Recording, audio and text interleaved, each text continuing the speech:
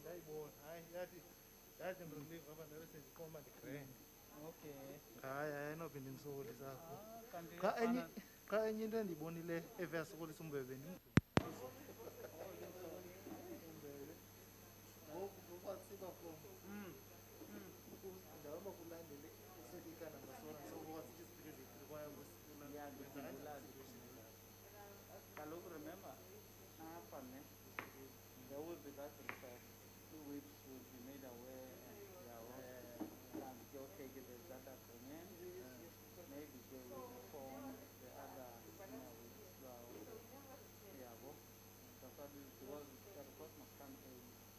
Yeah, then inform me. Then what you do, you just click on that thing in Sisapa, news or Chile, based on what is supposed to be. Then you click on send. uba ibingunamba number Just 17 up and down. but how do you do it? Remember, there's that and you click on the name. You know, you once you click on the name, you do the highlighted. Then you click them on the up or down. Yeah, it's our new up or down. Once you click on the name, yeah, it's gonna capture and highlight it. Uba uyi-highlightile ne then wathi uyisalisa umzekelo show next yibona le show next then uzawuvela yena highlightile. No, remember, look,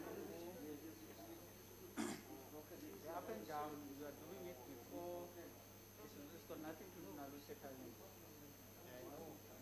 But remember, Lucheta, now what happened is that you stop.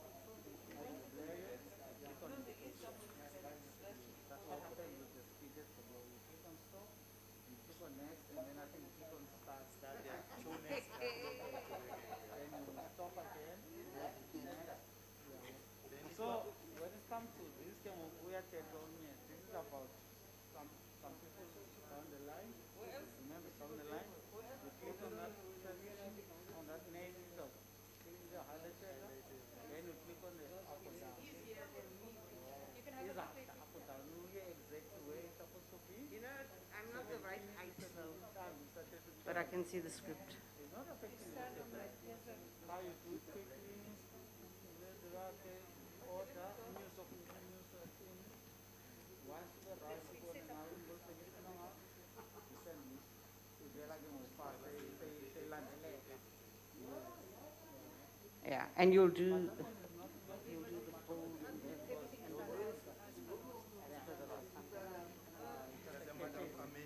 Just a capital. Then there's the change. Omnia may say, I'm going to use this now.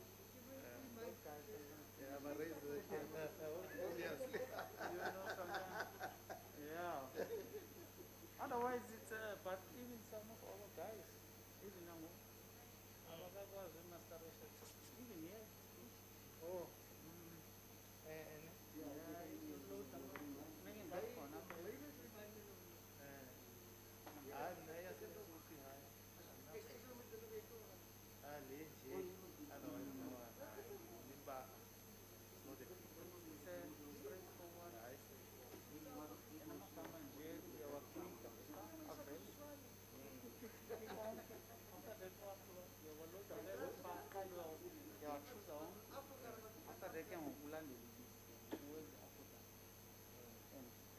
Apple down ile arungabi zarapo walandiwa on. Look, is the up or down? Or up or down. First you highlight. Either or up or down.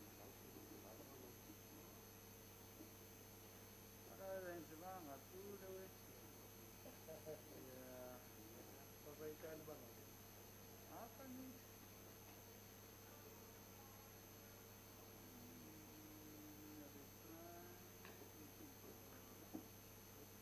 Is that a way to buy loading of papers? Change it. Loading of papers is a way. Yeah, not Since to all waiting item of what to be in terms of loading of papers. Yes, yeah. Kinapa, each and every point in Musama was a good point.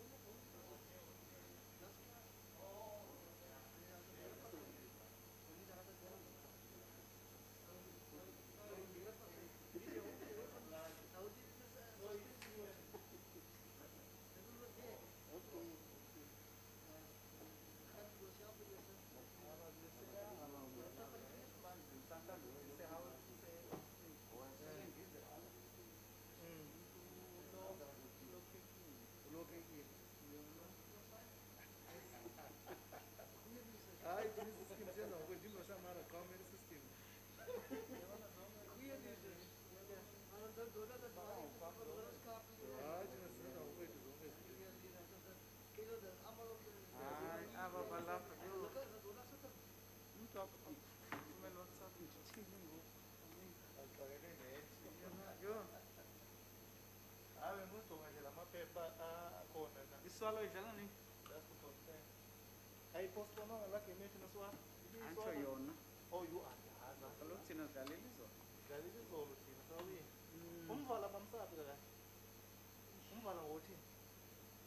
Backup for London. Backup for backup yakho. Ebedlalile izolo. Ebedlalile izolo.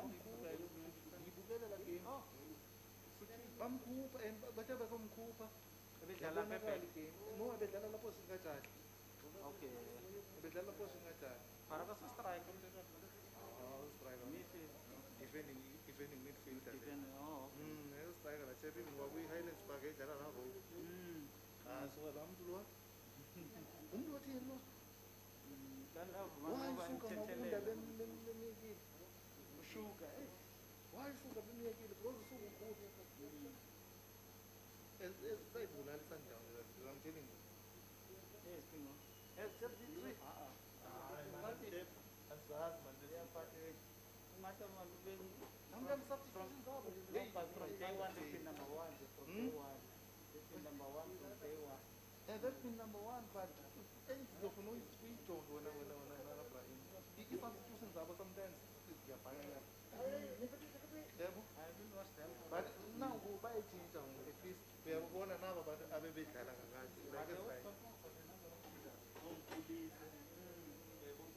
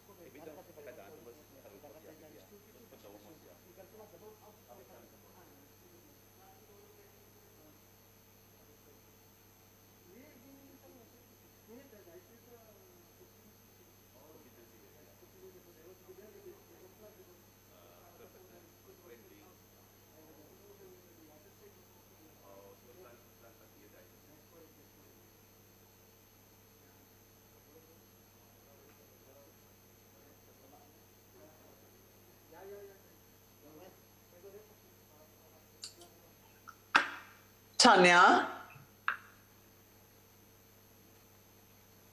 Eklund, good afternoon. I can hear you and I can see you clearly. Thank you so much. I hope you have a good afternoon. You too, ma'am. Thank you. Bye. Bye-bye.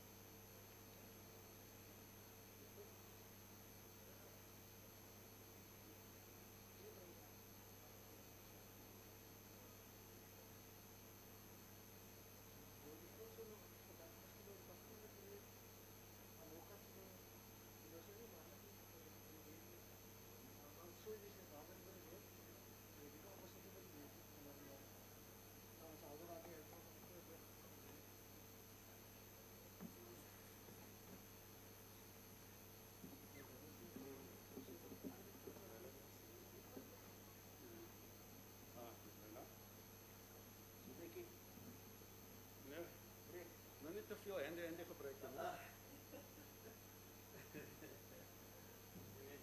En hij is zijn lapje van jou.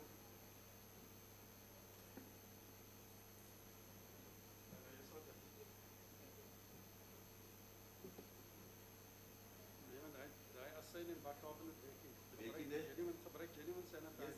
Yes. 70% alsjeblieft. 99.9. Goeiemiddag dame.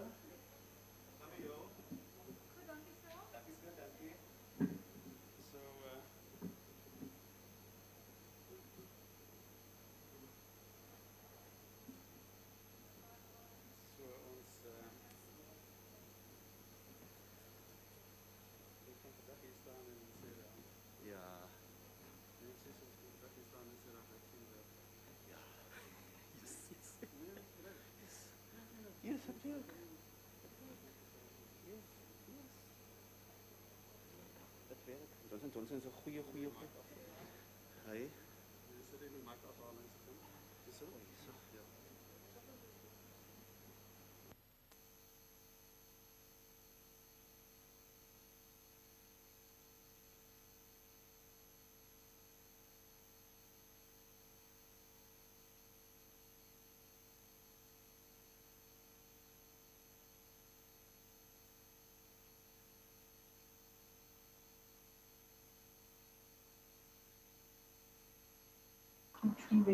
Hi, Tanya. Hello. Hello, how are you? I'm good, and you? I'm good. I'm glad you got the link. Yes, I got the link. Thank you very much. It's a pleasure. I'll keep Okay, checking. bye. All right, bye-bye.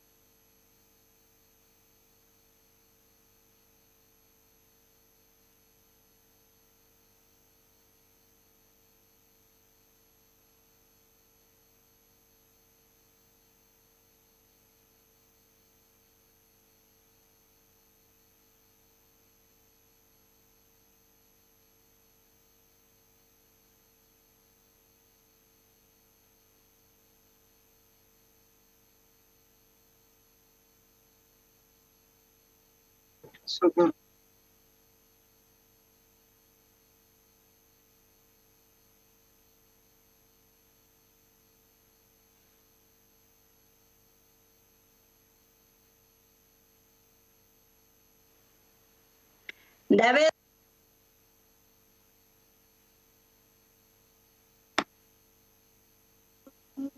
Siyaphila mhlonishwa. Lokhu igcina nekuseni caucus. ilokhu igcinane ekuseni umuntu ekhala inyembezi. Yebo ma'am. Hayi kubi khona.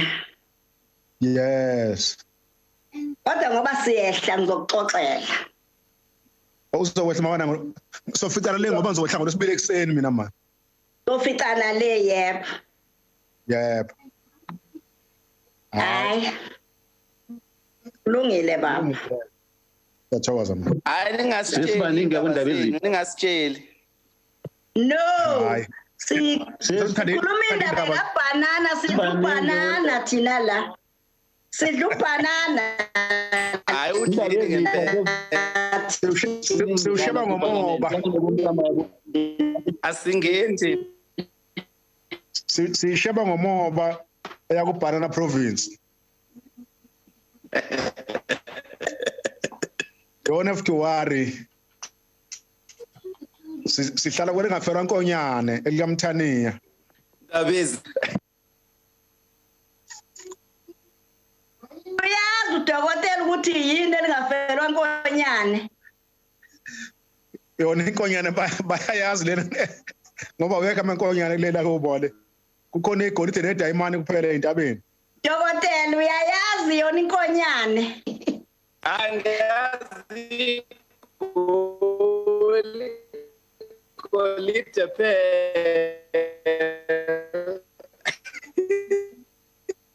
Nathi penu uxobele dokotela. Nathi penu uxobele.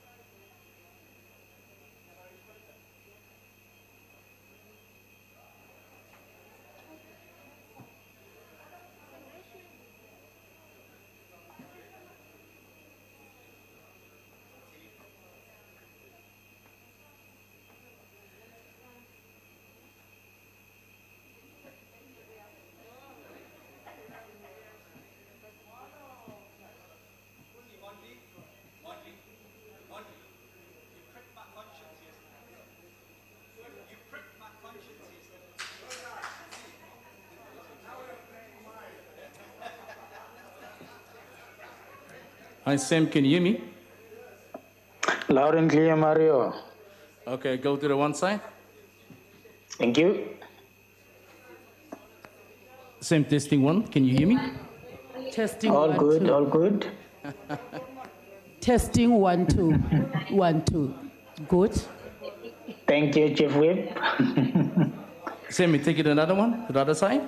Can you hear me? That's awesome. Thank you very much. We're good to go, Mario. Thank you. Sure, buddy.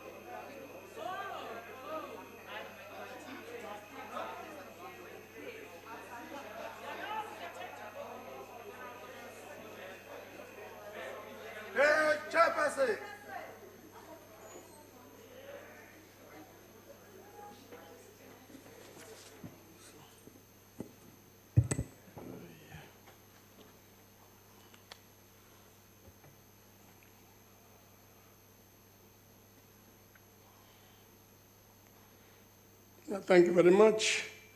There will now be an opportunity for silent prayer or meditation.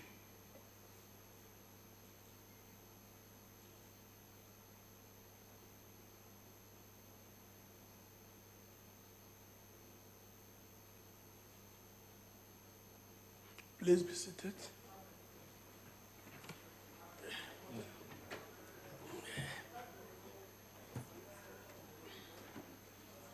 The secretary will read the order of the day.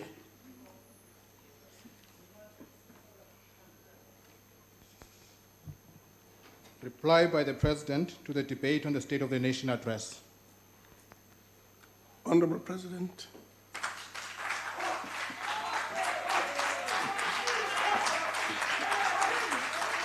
Thank you.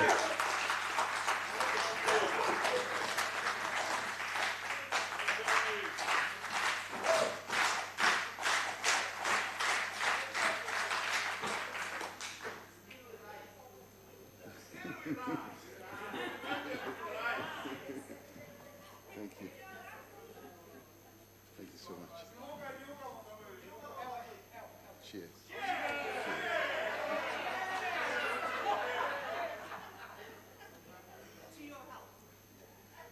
To yours as well. You're safe now.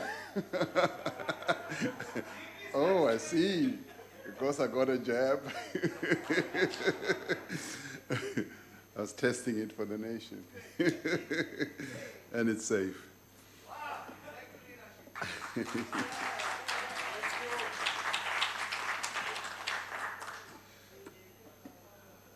Chairperson of the Council of Provinces, Mr. Amos Masondo, the Speaker of the National Assembly, Ms. Thandi Modise, Deputy President David Mabuza, Ministers and Deputy Ministers, Premiers and the MECs, as well as the leadership of SALGA. Thank you for this opportunity to reply to the debate on the State of the Nation. I'd firstly like to thank all the honorable members who participated in this debate, particularly those who dealt with what I would call the substantive issues of national importance, issues that we are facing today. We welcome the many valuable contributions and suggestions, because there were a number of suggestions, and where they were sincere and practicable and constructive, we will take them to heart and see how best they can be taken up.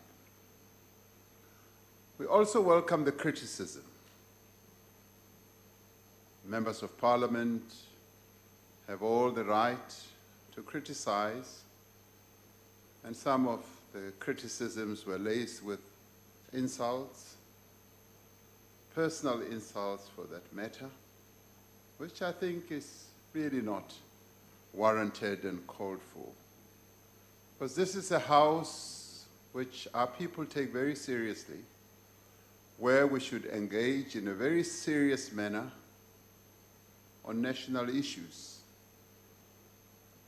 We take all these contributions, as I said, seriously, because in the end, they enrich our national discourse, our debate, and they will strengthen our response to the challenges our country faces.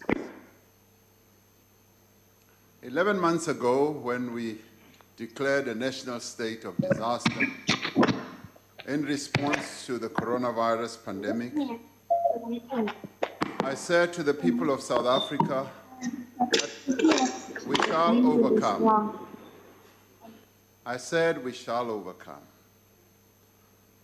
I said, like I did say last week, that we will rise, and indeed we will rise. This is inevitable because of the strength and the resilience of the people of this country. Yesterday, this great and hopeful nation,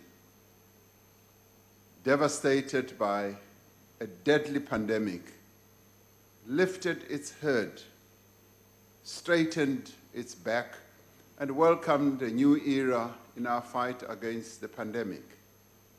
Less than 24 hours after the shipment landed of the virus, the first COVID-19 vaccine, the first COVID-19 vaccine was administered in our country. Our vaccination program, which is our best defense against this pandemic, has begun. This has happened not in a month, not in 2 months, but now, in the middle of February, just as we said it would. And this process is starting in a number of countries. Some started earlier than us, some are starting at the same time as us, and some are yet to start. So this is a process that is lifting many boats at the same time. Many said that we have neither the ability nor the will to protect lives, and yet here we are on the threshold of a new era in our fight against the pandemic. This pandemic has almost become our enemy number one, but we have a number of other tasks that we have to address. And so, before we get to the business of today, before we turn to our plans and to the immense work that lies ahead, let us give the courageous South African people the dues that they richly deserve. There are health workers and others on the front line in our country, and these are the South Africans who deserve to be recognized. And these are South Africans like Zoliswa Gidi Josi, a nurse from Cape Town, who yesterday became the first person in South Africa to be vaccinated.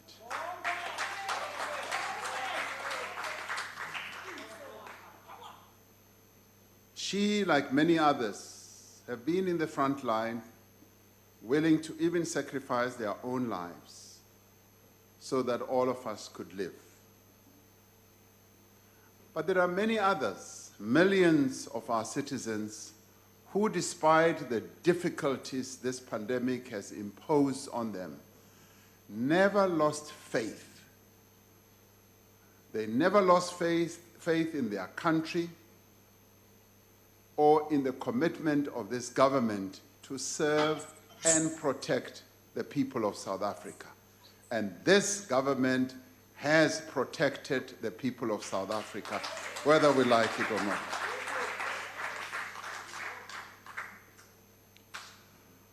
I speak of the families saved from destitution, saved from hunger, the businesses saved from closure, and the workers who were supported so that they could still earn and feed their families. I speak of our social partners in business, in labor, and in civil society, who stood by the people of South Africa. We have led and will continue to lead this country through the worst crisis of the democratic era. We have done right by the people of South Africa. It is much easier to say in hindsight what should have been done differently. To quote Homer, even a fool may be wise after the event. Much of what we have heard from the opposition benches over the last 2 days was little more of name-calling and mudslinging. But all I can say to all the members of this House that we will overcome, we will find it in ourselves to work together to overcome this pandemic. We will rebuild our economy in a manner that is more inclusive, that creates jobs and that lifts people out of poverty. We will put an end to corruption. We will keep our streets safe and build a state that can effectively serve the people of South Africa. Now, we are undertaking these critical actions at a time of great challenge and great difficulty. Several speakers in this debate have emphasized the reality that we are still in the midst of the most severe global health emergency in more than a century. They have spoken about the devastating effect that this pandemic has had on our economy, on our society, and our people's livelihoods. That is why the vaccination program that has now gotten underway remains our immediate priority, starting with healthcare workers and then expanding further to reach population immunity in the shortest possible time. It is why we continue to implement relief measures such as the special COVID-19 grant and the UIF TERS scheme to provide support to those who need it. And there are many people who need the support, but with our limited resources, we can only reach those that we can. It is why we are forging ahead with economic reforms through the various programs that we've put in place. And a lot of progress has already been made, concrete progress in accelerating the implementation and shifting of our economic trajectory. And this is where I would agree with those who say the glass is not empty. We should see it as having been half full and getting fuller and fuller as we move on. As we undertake the demanding task to recover from this crisis, there is much about our country from which we can draw strength, hope, as well as encouragement. Sometimes we forget about what we have on the asset side of our balance sheet. We forget about the many endowments that we have as a nation and as a country. We focus and spend a lot of energy on the negatives. And yet if we step back and look at what it is that we have as our strength, and we've got many strengths, and these are strengths that we should find time to capitalize on, to strengthen where we are capable, rather than to break down even those strengths, and we end up with nothing. So we have a number of endowments as a nation. Some of the speakers spoke about some of these strengths, particularly our ministers, our deputy ministers, and members of our parliament as well, including from the provincial legislature side, our premiers, our MECs, as well as our SALGA representatives. And as I said, as a nation, we have many capabilities. We have many strengths and attributes that we can and must draw on as we build and transform our society. Our people are our greatest strength. It is their grit, their determination, and sense of solidarity that has enabled us to endure this pandemic. It is due to their actions that this pandemic has not taken an even greater toll, that we are now able to work towards a recovery, that we are able to contemplate a time when we will have overcome this disease. This pandemic has not only revealed so much about our character as a people, but it has also revealed the depth and diversity of expertise in our country. It has demonstrated the world-leading capabilities of our scientists, of our research institutions, of our universities, of various agencies and public entities.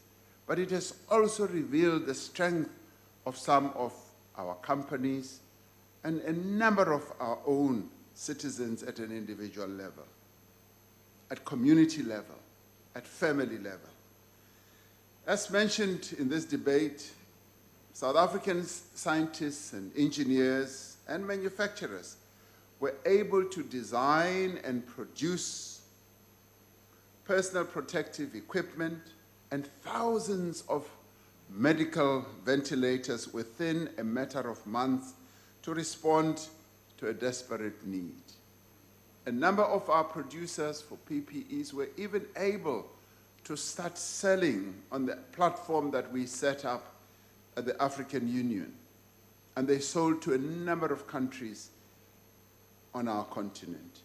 And this was born out of the capabilities that we have, the inventiveness that we have, and the innovation that resides in this country. These are things that we need to highlight and to be proud of on the asset side of our balance sheet. Scientists from the University of KwaZulu-Natal, working with other laboratories, were at the forefront of the genomic surveillance work that has led to the identification of COVID-19 variants. Several South African scientists and researchers at a number of world-class institutions have been involved in the management of various vaccine trials in our country. BioVac, a partnership between government and the private sector, is using the vaccine storage and distribution infrastructure and capabilities to assist with the distribution of COVID-19 vaccine to different vaccination centers that have been set up in our country. And people have been saying, because they're doubting Thomases, they have been saying, are we going to be able to distribute and administer these vaccines? Because they only look on the negative side of our balance sheet. They must also look on the positive side of our balance sheet and know that we've got institutions such as BioVac who are now rolling out these vaccines, and who will make sure that they are rolled out in the most efficient way. Yesterday, when I went to Khayelitsha Hospital, it was like clockwork. The health workers have been well trained. The same at Steve Biko in Gauteng. Health workers have been trained, they are prepared, they are ready to administer this vaccine. And we've been hearing doomsday stories that there's going to be chaos and collapse and everything else. Pause for a moment, South Africans, and look at our capabilities. Now, these capabilities did not come by chance. They've been developed over many years. Yes, there have been mistakes. We've stumbled, we've risen up. But the important thing is to realize that we've been trying. We've been the people in the arena fighting and working and making sure that we improve the lives of South Africans. And that is what is important. So over many years, but they've also been developed through working together with development partners, both locally and internationally. And the recognition that is given to some of our scientists internationally and the respect is just mind-boggling. We are an important player also on the global stage when it comes to things like innovation, science, and many other endeavors. Taken together, our national science and innovation system is a hugely valuable resource that we need to further, and we need to nurture, and we need to develop. We must support the commercialization of the products that come from this innovative fervor that we have seen coming through during the COVID period. It must lead to creating factories and manufacturing, as well as creating jobs. I've asked the Minister of Higher Education and Innovation to put together a team of scientists to begin the process of developing our own vaccines so that we can deal with this pandemic and future ones. We now live in an era where pandemics may become more frequent in our lives, and we must therefore be resilient in relation to diagnostics, therapeutics, as well as vaccines. We must develop the scientific capability that our country has demonstrated to prepare for the future. Yes, we must use our own indigenous knowledge systems when it comes to therapeutics. Yes, even developing our own vaccines. We must use the knowledge that resides here on the African continent. It is very important. It is for that reason that I've directed Minister Nzimande to get on with the process, and I want to meet those scientists and say, this is now urgent. It is urgent that we develop our own capability and not be running around the world, scouring the whole globe looking for vaccines. We must develop them here and now.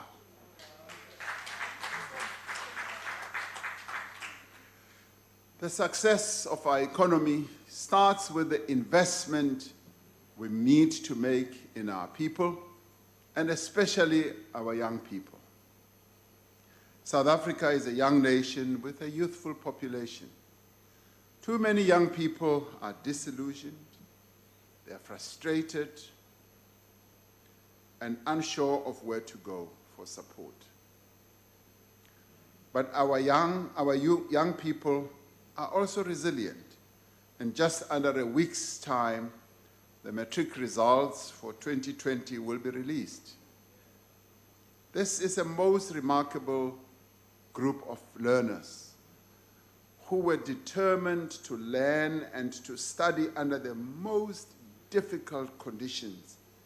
They must be commended for their perseverance and for their steadfast commitment to achieving their ambitions. As a country, we have identified youth employment and development as one of our most important priorities, not only because the high rate of unemployment is unacceptable, but also because we need young people to grow our economy. We need to harness the energy of these young people, the skill base that they have, and develop their skills. But we also need to harness their dynamism to meet the challenges of the present as well as for the future. That is why we are providing young people with pathways from learning to earning. We are mapping the services available to young people in every community to identify gaps and target our intervention to the areas of greatest need. We are expanding the funding availability for digital and technology skills and in global business services through an innovative model that links payment for skills training to employment outcomes. The Youth Employment Service that we launched in 2018 has created over 50,000 work experiences and generated over 2.8 billion rand in new salaries for the young people that have gone through the program. The Employment Tax Incentive Scheme supported well over 1.5 million jobs for young people in the 2019 and 2020 financial year. This is a phenomenal progress that has been recorded in relation to employment tax incentive.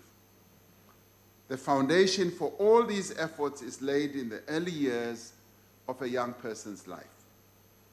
This is why maternal health, child nutrition, and early childhood development are vital for the transformational process that government is involved in. That is why we are still focusing on the provision of antiretroviral therapy and working towards the elimination of mother-to-child transmission of HIV. It is why, for example, one of the programs under the Presidential Employment Stimulus is to provide financial support to over 100,000 early childhood development practitioners to enable them to reopen or keep open their early childhood facilities. It is also why the COVID-19 social relief measures that we implemented are so important. It is that support that is necessary at the social level that has helped our people get through this pandemic. The temporary increases in payments to social grant recipients and the special COVID-19 grant provided significant support to poor households at a critical time. The economy is already showing signs of a strong recovery that is on the horizon. Just yesterday, we received new results from the third wave of the NIDS-CRAM survey, which is a collaboration among several South African universities. This is a very representative study at a national level, which has been tracking the impact on households of the pandemic since the beginning of this pandemic. This data shows that by October last year, total employment had recovered to almost reach the level that we saw in February just before the pandemic. So this, in a number of ways, is progress. While we await the release of new data from Stats SA, these findings are a remarkable early signal of a robust and resilient labor market recovery. This recovery in employment is the result of both the phased reopening of the economy as we brought the virus under control, as well as the success of relief measures such as the UIF TERS that were implemented as part of our emergency stimulus package. It is these green shoots that we must now continue to nurture as we steer the economy towards a full recovery and further growth. However, there are several areas of concern that the study also found out or reported on. The same survey found a high degree of turnover in the labor market, which means that those who lost their jobs in April are not necessarily those who gained jobs in October. Women are working fewer hours, and their employment levels have not recovered as robustly as the employment levels of men. This may be due to, at least in part, to the disproportionately more time that women spend on childcare than men. The data also suggests that while the expansion of social grants provided substantial relief to individuals and households last year, hunger has once again risen to higher levels than before. This is deeply worrying and concerning.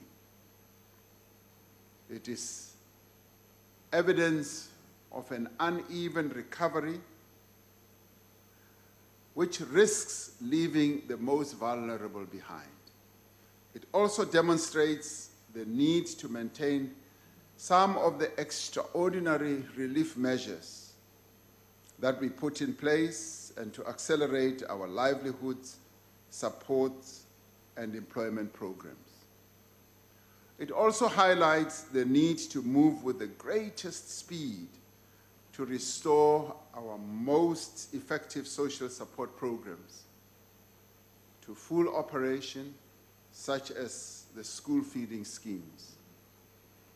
Research like this has helped to inform our response to the pandemic from the beginning and will continue to inform the choices that we have to make as we guide our economy towards recovery. More broadly, our experience of the impact of the pandemic has shown the importance of the economic empowerment of women. By improving the economic position of the women of our country, we can reduce inequality, the levels of child hunger, and we can also reduce poverty. It is when we empower the women of our country that we will be able to deal a real blow against poverty and inequality. We can reduce the vulnerability of women also to violence and abuse.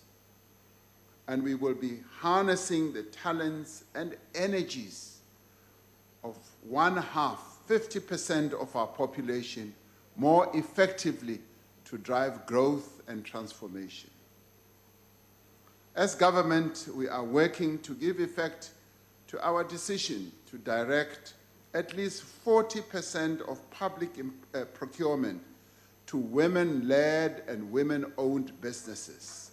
This is important if we seek to reduce poverty and inequality. This requires not simply a change to procurement policies. It also requires that we prepare women-owned businesses to access these opportunities. Therefore, working with the private sector, state entities, and development partners, we have started with the training process of women entrepreneurs in financial literacy, accessing markets, and access to finance as well. As several speakers have indicated, the economic empowerment of women is being supported across government, from small-scale farmers to cooperatives, from human settlements to tourism and to mining. The pandemic has sharply demonstrated just how much economic growth and social development depend on the nation's health. It has shown how vital it is that we should invest in our people's health if we are to sustainably grow our economy and realize the potential of this, our most significant endowment, the people of South Africa. The pandemic has also exposed the inequalities in access to healthcare and underscored the value of a national health insurance, the NHI. While the pandemic has further constrained our public finances, in many ways it has also enabled progress towards realizing the NHI and making it effective. The COVID-19 pandemic has shown us how to work together to harness the entire capability of all public and private providers in the health space for service provision. The other area, honorable members, where South Africa is richly endowed is our natural resources. The fynbos that I spoke about last week is part of a remarkable biodiversity that is matched in few other places on earth. We have a great responsibility to conserve this diversity of fauna and flora, but also boundless opportunities to use this ancient resource for sustainable growth and development. Now, using our indigenous knowledge to produce things like cosmetics and pharmaceuticals products, to develop our ecotourism, we are creating new businesses and new jobs while making a priceless investment in sustainability.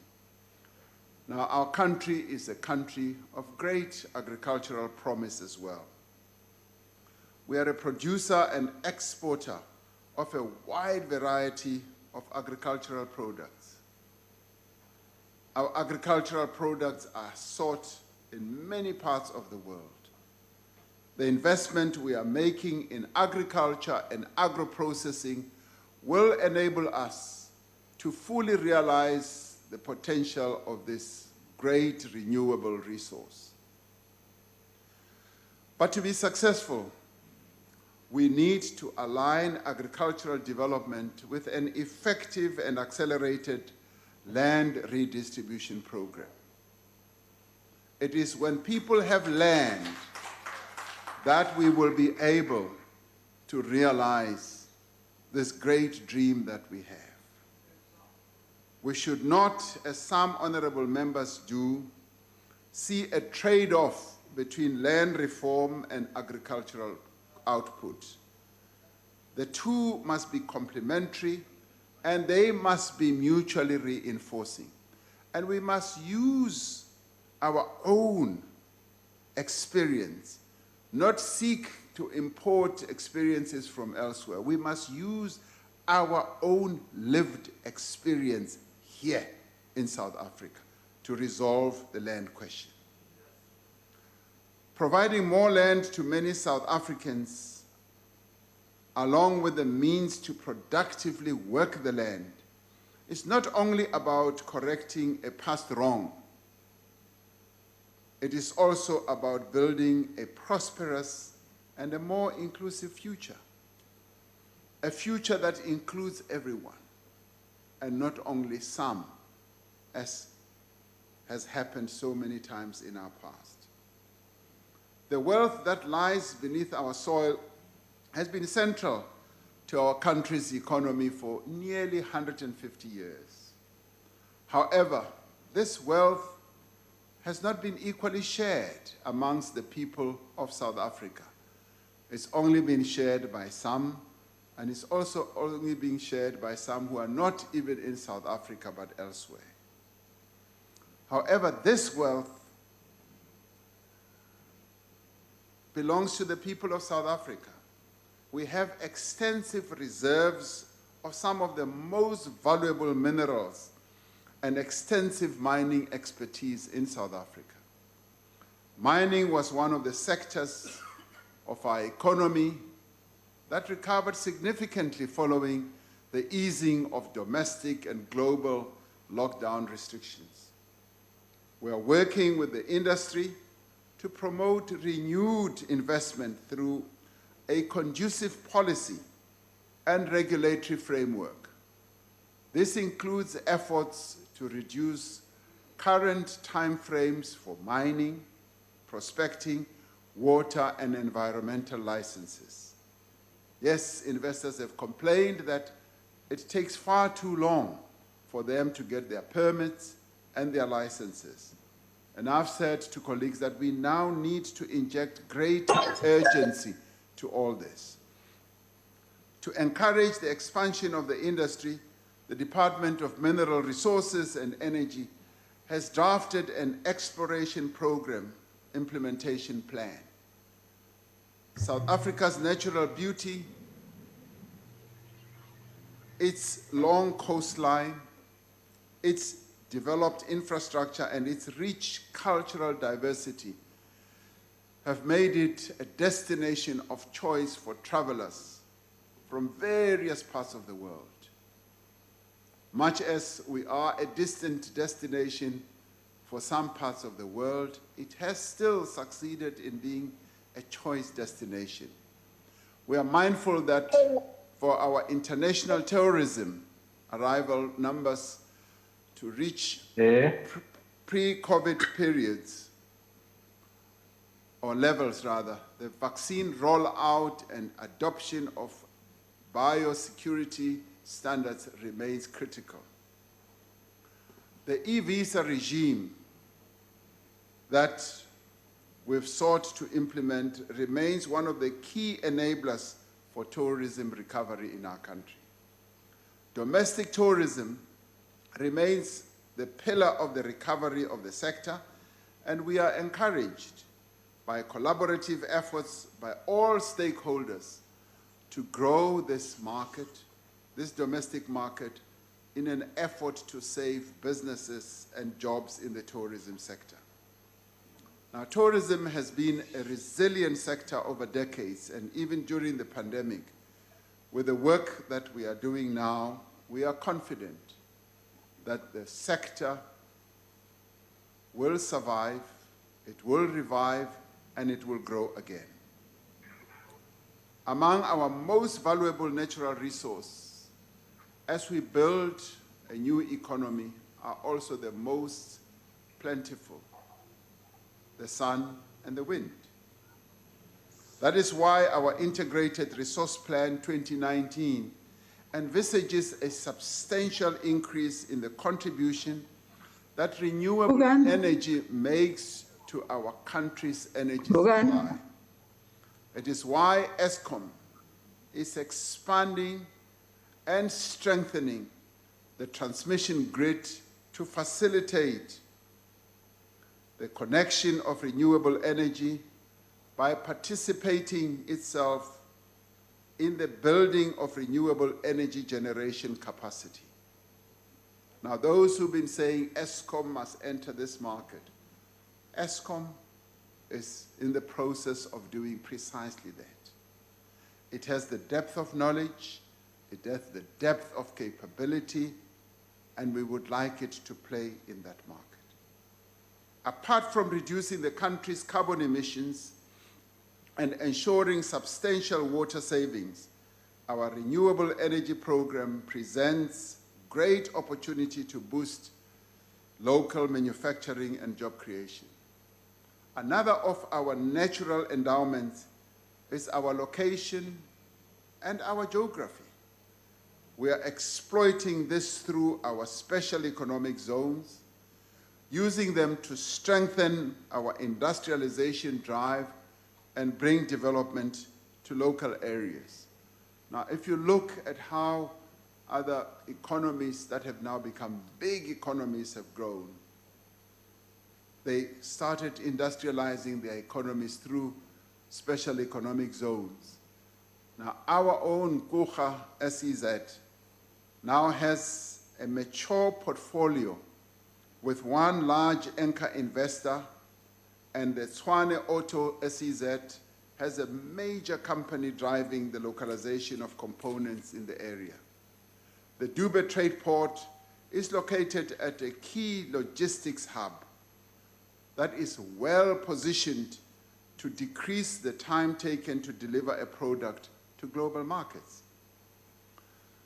using learnings from our own Kucha SEZ, and as I prefer to call it Ngucha, the Kucha Development Corporation is providing advisory services to governments and to development agencies in a number of countries on our continent. The project opportunities have been identified in Cameroon, in Nigeria, and Zimbabwe. Now we have developed this homegrown capability by one of our agencies, which is government-owned. Another of our strengths as a country is our position in the global community and also on our continent. We are a country that is at peace with ourselves, but we are also at peace with the rest of the world.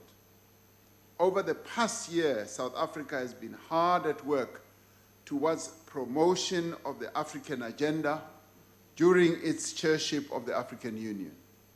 We have worked with a number of member states to develop a comprehensive and coordinated response to COVID-19, with a view to promoting the economic empowerment also of women and to silence the guns. We have made enormous contributions in our international work. We used our position as a non-permanent member of the United Nations Security Council to strengthen the ties between the United Nations and the African Union bodies, particularly in the areas of peacekeeping and conflict resolution. We are a sought-after partner at the international level as various players in the world seek to address a number of challenges and problems. They always seek us out. A number of our own citizens are already being placed in a number of places in world bodies and in continental bodies. The sustainability of our economic growth and development depends to a great extent on the development of the entire Southern African region. This is gaining increasing importance and is presenting greater opportunities now that the African Continental Free Trade Area is in operation. We're working with other countries in our region to consolidate peace also in countries that are facing challenges such as Mozambique and the DRC and others. And we have worked very hard in South Sudan to ensure that peace is also installed. The Deputy President has been working with various partners in that part of the world. Our country, honorable members, is at its most promising when these great endowments are exploited and relied on, as we combine to create something that is altogether new as well as innovative. For more than a decade, the government has been working with various partners, including the private sector and academia, to develop the hydrogen fuel cell and the lithium battery storage technologies. This work serves two important developmental objectives. It offers the possibility of a new renewable source of energy, while at the same time establishing new uses and new markets for the platinum group metals that are abundant in our country. Hydrogen and the fuel cell technologies, which use platinum, offer an alternative source of clean electricity, while hydrogen allows for energy to be stored and delivered in a usable form. Through this Hydrogen South Africa strategy, government and its partners have successfully deployed hydrogen fuel cells to provide electricity in some of our schools and to build hospitals, established as part of the country's COVID-19 response. Now, after a decade of investment, we are now ready to move from research and development to manufacturing and commercialization. We are establishing a Platinum Valley as an industrial cluster which brings together various hydrogen applications in the country to form an integrated hydrogen ecosystem. This initiative will identify concrete project opportunities to kickstart hydrogen cell manufacturing in promising hubs. It will also facilitate the commercialization of homegrown intellectual property. It presents what I see as a great opportunity to build a local skills base and lead the country into a new era of energy generation and demand for its platinum group metals. Remembering, of course, that we are the biggest platinum producer in the world.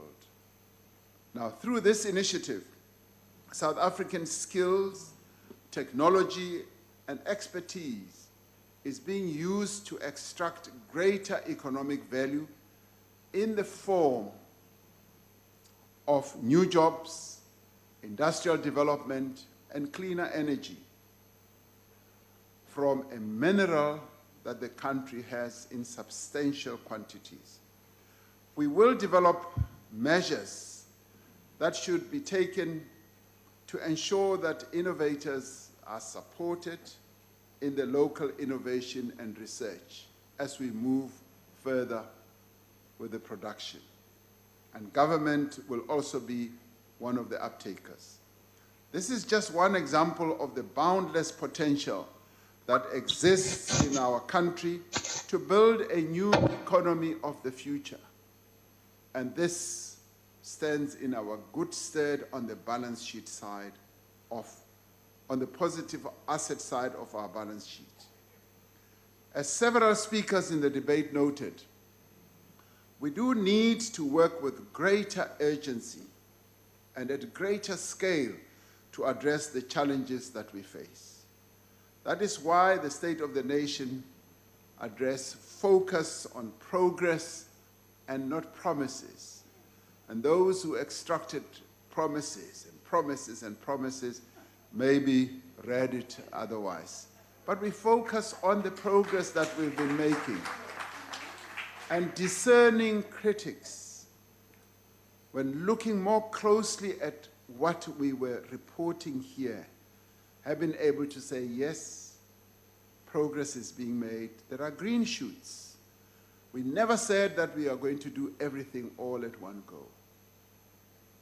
All of it, in terms of handling corruption, local government strengthening the capability of the state.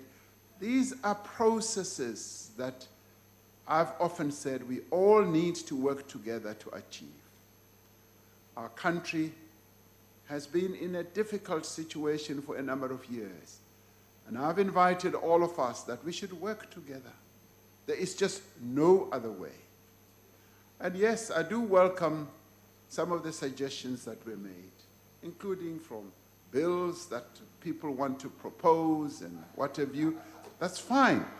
Let's put it all in the pot and let's see how we can work together to build this South Africa. Now we are making progress, and within only 4 months of the establishment in October last year of this center that we set up in Treasury and working together with the Presidency, Operation Vulindlela has worked very closely with and supported implementing departments to resolve obstacles to the implementation of crucial reforms. The raising of the licensing threshold for embedded generation, the opening of further bid windows for renewable energy, the reinstatement of the water quality monitoring system, the commencement of digital migration, and the process towards the allocation of the spectrum, and a whole number of others, including the focus on land are all concrete demonstrations of the progress that is being made across government. During the State of the Nation address, I said that we would publish the revised critical list, skills list rather, for public comment within 1 week, and I'm pleased to announce that the list was gazetted this morning. So this is already happening. We have entered what I see as a new era of implementation, but implementation and action. And let me say, yes, the criticisms that have emanated from various role players have contributed to get us to be more focused, and the work that is also being done in government has enabled us to be much more focused in doing the work that needs to be done, but in doing it with speed and with urgency to follow through on our commitments. I have spoken this afternoon of some of this country's strengths and capabilities, of how we have nurtured them and how we should continue to develop them. Because all too often we overlook them. We just focus on the negative. All too often we find ourselves distracted by the political intrigues of the day. We are too often overcome by the unrelenting pressures of the moment, so that we fail to see the enormous potential that resides within this nation. And all we need to do at times is to sit back and smell the coffee and see that great things are possible in this land. And if we fail to see that potential, and if we fail to recognize our strengths, then we will fail to seize the opportunities that they present for building a better society. A week ago, I stood here. I was forthright about the severe challenges that we face as a nation and about the many crises that we must endure to overcome. I spoke about the pain and the sorrow and the hardship that so many South Africans have experienced and continue to experience. But I also spoke about our strength and resilience as a people. I spoke about the qualities that we share and the common purpose that binds us together as a nation. We share the same fears. We share the same anxieties about our future. We share the same hopes and desires. We all want to provide for our children, and we hope that they will enjoy better lives than we have had. We want safety, and we also want shelter. We all want work that is dignified and rewarding, and we also want good health to perform this work. Throughout the history of our nation and our country, there have been those who have tried to divide us, to tear us apart, to turn us against one another, and to drive us apart. But we have always had more in common than that which divides us. Most importantly, I spoke last week about the focused actions that we are taking together to recover from the devastation of this pandemic and to build a new economy and a new society and a new future. Now, as we conclude this debate on the state of the nation, let us resolve that whatever our differences, and we may have many, and indeed we have many, let us resolve that we will strive together to overcome this virus. Let us resolve that we will strive together to overcome poverty, to overcome inequality and unemployment. That we will strive together to end violence against women and children in our country. Let us also agree that we will work together to build a new, transformed, and sustainable economy. That we will never surrender to state capture, to corruption, to mismanagement and complacency or despair. That we will never be discouraged or despair as South Africans, because that is not part of our DNA. We are a resilient people. We are a strong nation, and we must rely on our strengths to get rid of our weaknesses.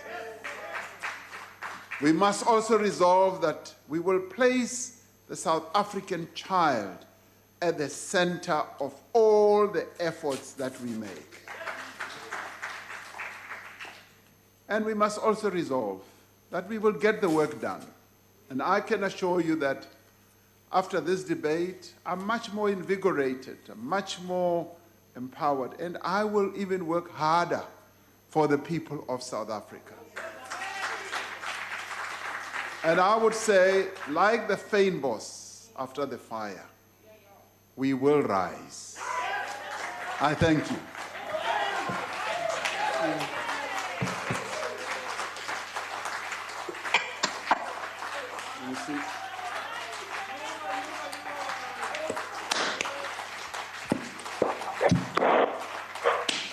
Inspiring. Thank you very much. We have now come to the end of the President's reply. I just woke up. I take this opportunity to thank the Honorable President on behalf of this Parliament and honorable members. That concludes the debate on the state of the nation and the business for the day. This joint sitting is adjourned. Long live President Ramaphosa, long live! Thank you, Mama. Thank you, President. Give this house some dignity. Thank you, President Ramaphosa, thank you.